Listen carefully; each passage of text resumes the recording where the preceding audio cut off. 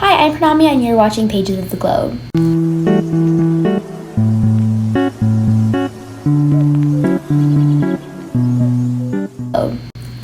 Before I begin this video, I do want to give a quick disclaimer that you might be hearing the fan running, which is my laptop. Unfortunately, it is overheating a lot and it's just not doing so well because I've been uploading so many videos.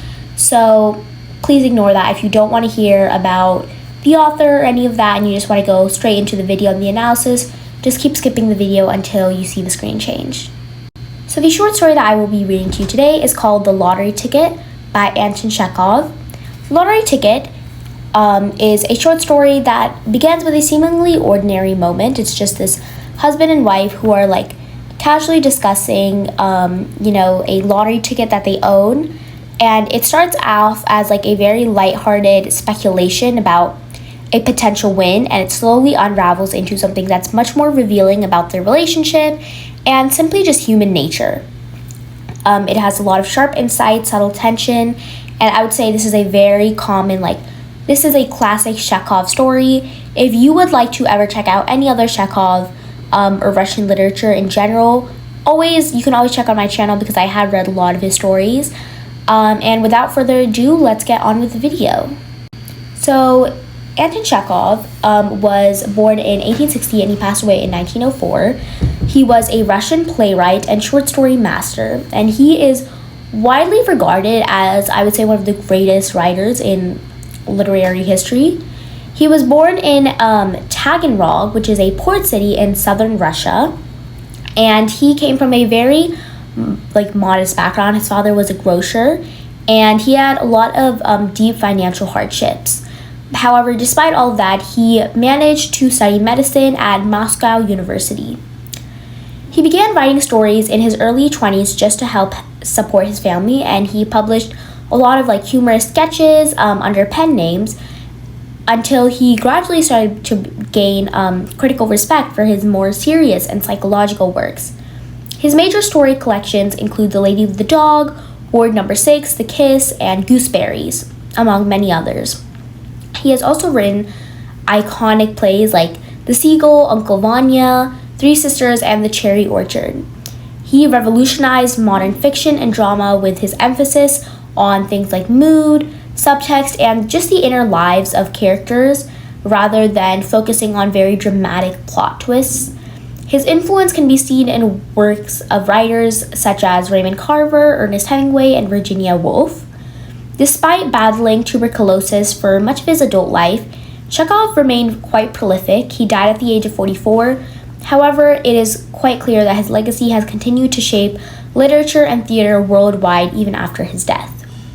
Now, as I said before, I've read so many of his short stories on my channel before, and this short story is a classic of his in the way that it is a classic of the way he writes. He has a very distinct style, and I always say you could give me 20 short stories and I will be able to tell you which one is written by him just because he has such this distinct style. And a very interesting thing about him is he doesn't really deal in major plot twists, he has had them before, sure, but a lot of the times, they're plot twists that you see coming. They're not something that's wow, the super revolutionary, something that makes your jaw drop. However, because I feel like he explains or he goes into so detail about the inner thoughts of every single character, it turns into such an interesting story, and he does really good job, I would say, of being able to portray every single character in such a different manner, and it's truly so interesting. A lot of his characters are Russian, and they are often set in Russia during some period of time, and this story is no different. It follows this man named Ivan Dmitrik and his wife, and they live in Russia.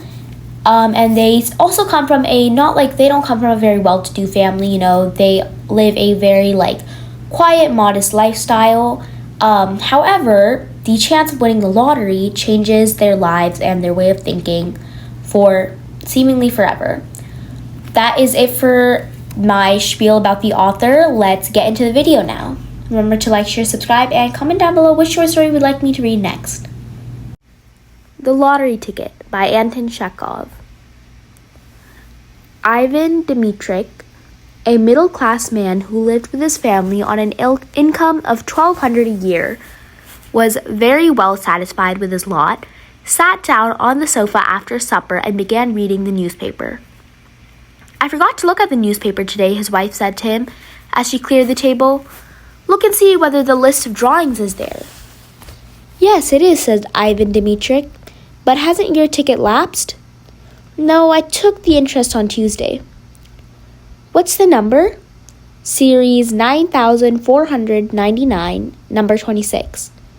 "All right, we'll look. 9499 and 26. Ivan Dmitrik had no faith in the lottery luck and would not, as a rule, have consented to look at the lists of winning numbers. But now, as he had nothing else to do and the newspaper was before his eyes, he passed his finger downwards along the column of numbers. And immediately, as though in mockery of his skepticism, no further than the second line from the top, his eyes was caught by the figure 9499. Unable to believe his eyes, he hurriedly dropped the paper on his knees without looking to see the number of the ticket, and just as though someone had given him a douche of cold water, he felt an agreeable chill in the pit of his stomach, tingling and terrible and sweet. "Masha, 9499 is there," he said in a hollow voice. His wife looked at his astonished and panic-stricken face and realized he was not joking. 9499, she asked, turning pale and dropping the folded tablecloth on the table. Yes, it is really there." "And the number on the ticket?" "Oh, yes, there's the number on the ticket too. But stay, wait. No, I say. Anyway, the number of our series is there. Anyway, you understand." Looking at his wife, Ivan Dmitrik gave a broad, senseless smile, like a baby when a bright object is shown it. His wife smiled too. It was pleasant to her as to him that he only mentioned the series and did not try to find out the number of the winning ticket. To torment and tantalize oneself with hopes of possible fortune is so sweet, so thrilling. "It is our series," said Ivan Dmitrik after a long silence, "so there is a probability we have won. It is only a probability, but there it is. Well, now look. Wait a little. We have plenty of time to be disappointed. It's on the second line from the top, so the prize is 75,000. It's not money, but power, capital. And in a minute I shall look at the list and there, 26. Hey, I say, what if we really have one?" The husband and wife began laughing and staring at one another in silence. The possibility of winning bewildered them. They could not have said, not have dreamed what they would buy, where they would go. They only thought of the figures, 9499 and 75,000, and pictured them in their imagination, while somehow they could not think of the happiness itself, which was so possible. Ivan Dmitrik, holding the paper in his hand, walked several times, corner to corner, and only when he had recovered from the first impression began dreaming a little. "And if we have one," he said, "why, it will be a new life. It will be a transformation. The ticket is yours, but if it were mine, I should, first of all, of course, spend 25,000 on real property in the shape of an estate, 10,000 on immediate expenses, new furnishing, traveling, paying debts, and so on. The other 40,000 I would put in a bank and get interest on it." "Yes, an estate, that would be nice," said his wife, sitting down, dropping her hands in his lap. "Somewhere in Tula or Oriol provinces. In the first place, we shouldn't need a summer villa, and besides, it would always bring in an income." And pictures came crowding on his imagination, each more gracious and poetical than the last. And all of these pictures, he saw himself well-fed, serene, healthy, felt warm, even hot. Here, after eating a summer soup, cold as ice, he lay on his back on the burning sand close to a stream, or in the garden under a lime tree. It's hot. His little boy and girl are crawling about near him, digging in the sand or catching ladybirds in the grass. He dozes sweetly, thinking of nothing, and feeling all over that he does not need to go into the office today, tomorrow, or the day after. Or, tired of lying still, he goes to the hayfield or to the forest for mushrooms, or watches peasants eating fish with a net.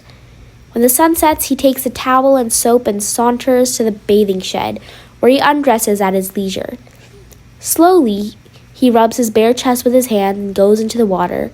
And in the water, near the opaque, soapy circles, little fish flit to and fro, green water weeds nod their heads. After bathing, there is tea with cream and milk rolls. In the evening, a walk or vint with the neighbors. Yes, it would be nice to buy an estate, said his wife, also dreaming, and from her face it was evident that she was still enchanted by her thoughts. Ivan Dmitritch pictured to himself autumn with its rains, its cold evenings, and its St. Martin's summer.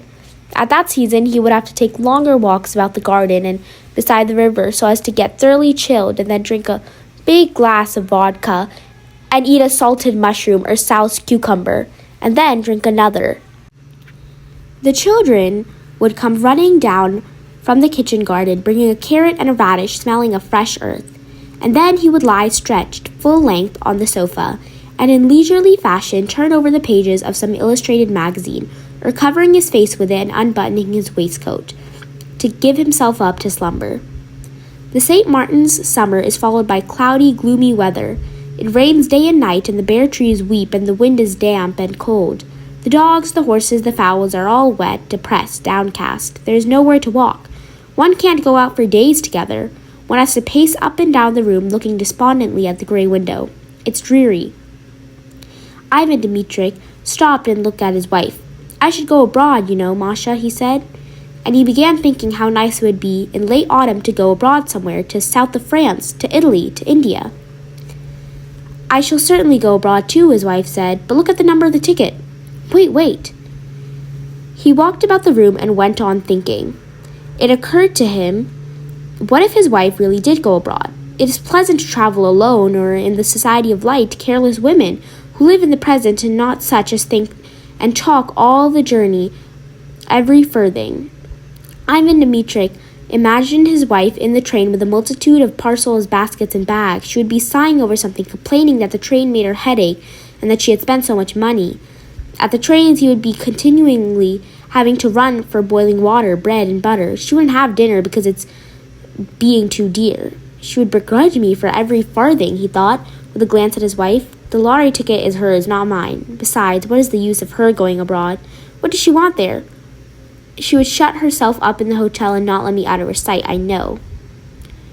And for the first time in his life, his mind dwelt on the fact that his wife had grown elderly and plain, and that she was saturated through and through with the smell of cooking, while he was still young, fresh, and healthy, and might well have gotten married again. Of course, that is all silly nonsense, he thought. But why should she go abroad? What would she make of it? And yet she would go, of course, I can fancy. In reality, it is all one to her. Whether it is Naples or Klin, she would only be in my way. I should be dependent upon her. I can fancy how, like a regular woman, she will lock the money up as soon as she gets it. She will look after her relations and grudge me every farthing. Ivan Dmitritch thought of her relations. All those wretched brothers and sisters and aunts and uncles would come crawling about as soon as they heard of the winning ticket, would begin whining like beggars and fawning upon them with oily, hypocritical smiles. Wretched, detestable people. If they were given anything, they would ask for more, while if they were refused, they would swear at them, slander them, and wish them every kind of misfortune. Ivan Dmitritch remembered his own relations, their faces, at which he had looked impartially in the past, struck him now as repulsive and hateful. They are reptiles, he thought, and his wife's face, too, struck him as repulsive and hateful. Anger surged up in his heart against her, and he thought malignantly, she knows nothing about money, and so she is stingy. If she wanted, she would give me 100 rubles and put the rest away under lock and key. And he looked at his wife now, not with a smile, but with hatred. She glanced at him too, also with hatred and anger. She had her own daydreams, her own plans, her own reflections. She understood perfectly well what her husband's dreams were. She knew who would be the first to try to grab her winning. It's very nice making daydreams at other people's expense, is what her eyes expressed. No, don't you dare. Her husband understood her look, and began stirring again in his breast in order to annoy his wife. He glanced quickly to spite her at the 4th page of the newspaper and read out triumphantly, Series 9499, number 46, not 26. Hatred and hope both disappeared at once, and it began immediately to seem to Ivan Dmitritch that their rooms were dark and small and low-pitched, and that the supper they had been eating was not doing them good, but lying heavy on their stomachs, and that the evenings were long and wearisome. "What the devil's meaning of it?" said Ivan Dmitritch, beginning to be ill-humored. "Wherever one steps, there are bits of paper under one's feet, crumbs, husks. The rooms are never swept. One is simply forced to go out. Damnation take my soul entirely. I shall go out and hang myself on the first aspen tree." The end. So that was The Lottery Ticket by Anton Chekhov. Now, before I go into an analysis, I'm just going to give you a quick summary. So it follows a middle-aged couple, Ivan and his wife. One day, he checks the lottery numbers in the ticket only to discover that his wife's ticket has the same series as the winning one. Now, the final number is never really confirmed to us, but they start imagining what they would do with the 75,000 rubles if they won. What begins as this sort of shared moment of hopefulness very quickly devolves into silent resentment and bitterness, because they are independently fantasizing about wealth, and in their imagined futures, they kind of exclude each other. And then in the end, they realize that they didn't win, and they are left even more dissatisfied than before. So what are some themes we see? First of all, just the corrupting power of greed, right? Chekhov reveals how quickly the thought of money can twist and distort people's emotions.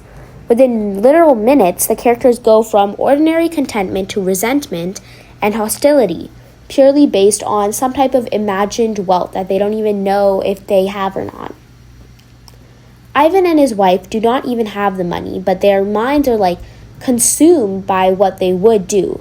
And greed is obviously surfacing as Ivan is dreaming of traveling alone, and his wife seems to imagine a life separate from him. Another theme we see here is illusion versus reality. So this couple is experiencing very emotional extremes based on something that hasn't even actually occurred yet. They're constructing their entire futures based on a very slight possibility, not a fact. Their fantasy collapses, and then they're left disillusioned, possibly even worse off than before. This very much mirrors the human tendency that we live in what ifs rather than what's actually happening, the present. We also see a lot of emotional fragility in relationships and how shallow and unstable they can be when they are tested by change. So Ivan and his wife's loving rapport breaks down almost instantly when personal interests are threatened. Instead of imagining a shared future, they immediately exclude each other. And what I found very interesting was, Ivan himself says that he has never thought of his wife in he has never thought that oh, she's starting to look old now, she's a little drained. He's never thought that until literally now. Now, Chekhov is very much known for his subtle irony. It's literally, there's a term for it called Chekhovian irony. And in this story, it's this absurdity of a couple literally distancing themselves, drifting apart over something that hasn't even happened, hasn't even occurred. And the irony is deepened by the fact that the ticket isn't even a winner. So there's a lot of tension, bitterness, and it's born from literally nothing. And it shows how very easily we as humans can be led astray by illusions. Now, I'm going to do a quick character analysis of the main character. He seems very rational and, he's pretty content with himself. But as the story progresses, we see that he's actually very deeply self-centered. His fantasy life reflects very suppressed satisfaction with his wife and his life. And he very quickly becomes paranoid and resentful because he's imagining his wife as greedy and controlling. As for his wife, we don't ever see anything in her perspective, but at first she seems passive, but then she shows her own independent desires when she imagines her life with the winnings. Now, I do want to comment that, because we're seeing everything through the husband's perspective, we have that limited view, and it could be that his wife isn't thinking about any of this because she's the one who's consistently reminding him, hey, check the number. Like, yes, she is also caught up in it, but at the end of the day, I would say she really does know that, like, there's a good chance we don't even have this yet. Now, as for the ending, I do want to say it's never clear whether they actually won or not, because I'll literally quote it. I'll quote the story because he literally just says, hatred began stirring again in his breast, and in order to annoy his wife, he glanced quickly to spite her at the 4th page on the newspaper and read out triumphantly, Series 9499, number 46, not 26. So actually, perhaps, no, I do think this is real. At first, when I was reading it, I was like, oh, he's lying. He didn't even check it. What if they did win? But no, I do think they lost. And it's so interesting to me that he puts himself in this, like, he gets so paranoid that he is, like, happy to tell his wife that she actually hasn't won 75,000 rubles and that she will have to continue living off his, 1,200 a year. And that's so insane to me because I'm like, how, selfish you truly have to be. And like I was saying before, we don't really know what the wife is thinking. If she even is thinking such, like, things like, oh, I don't like my husband, I don't care about him. But at the end of the day, his wife is the one who earned the money. Or she not earned it, but, like, she's the one who got the ticket. So, if anything, it would make more sense for her to be thinking like this.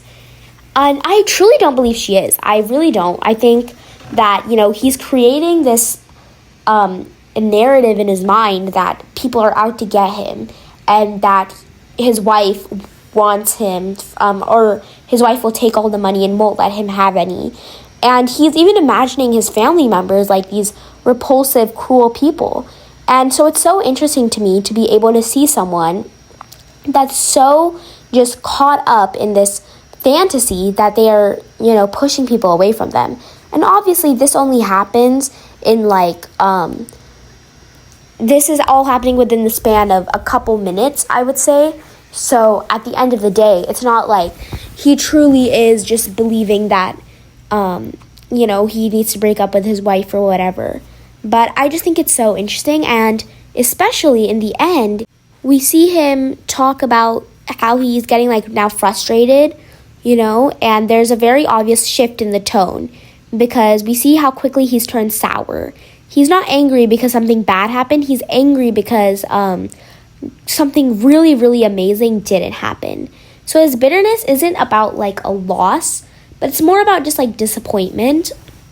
And he is suddenly becoming very hypercritical of his environment. He's talking about how there's bits of paper, crumbs, husks, and previously it seemed like he was fine with it. I mean, he's been living in this house for years. But it reflects this type of psychological phenomenon, right? Because once we start imagining something better, we become very discontent with what we have now. So his irritation at the mess is very symbolic because now that he has returned from his fantasy of wealth, his real life feels very dirty, it's cramped, it's unpleasant.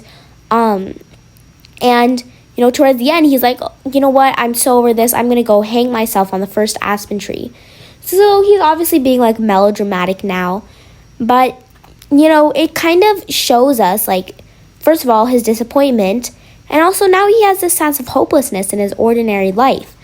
An aspen tree actually has a very symbolic weight in Russian literature because it's often associated with shame, guilt, cursed fate. It is the tree that Judas supposedly hanged himself on, according to folklore. Judas Iscariot. So this further adds a layer of dark irony and fatalism.